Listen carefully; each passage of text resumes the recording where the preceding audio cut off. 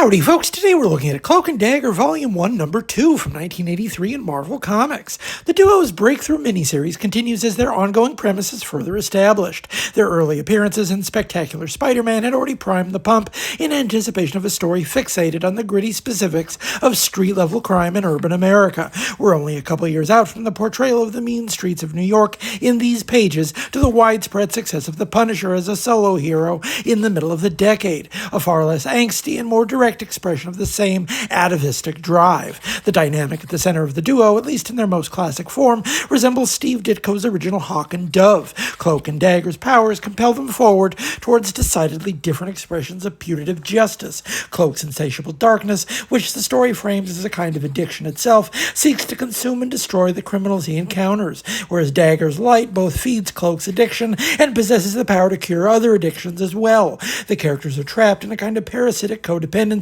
that adds a tragic cast to their adventures, even as it also points towards a limiting factor against which future creators would struggle. We've already got the two main supporting characters in place, Father Delgado, who runs the Holy Ghost Church that serves as their de facto headquarters, and Detective Bridget O'Reilly, the hard-nosed cop who falls into their orbit. This issue's menace was plucked from real-life headlines in the early 1980s. Someone is murdering people with adulterated aspirin sold at area pharmacies, a reflection of a series of notorious killings in which at least 7 people died after purchasing cyanide-laced Tylenol sold in the Chicago area.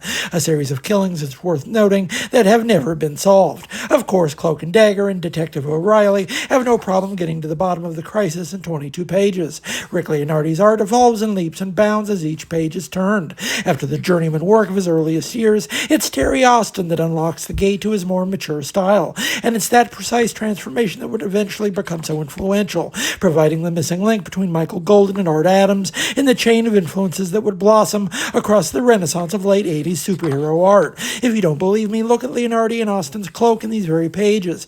No one was drawing capes like this, not before Leonardi took Ed Hannigan's blueprint and gave it full prehensile animation. It's only a very small leap to get from Leonardi to Todd McFarlane's use of fabric, for instance, just as you see Leonardi's understanding of kinetic anatomy written plainly across the career of Rob Liefeld.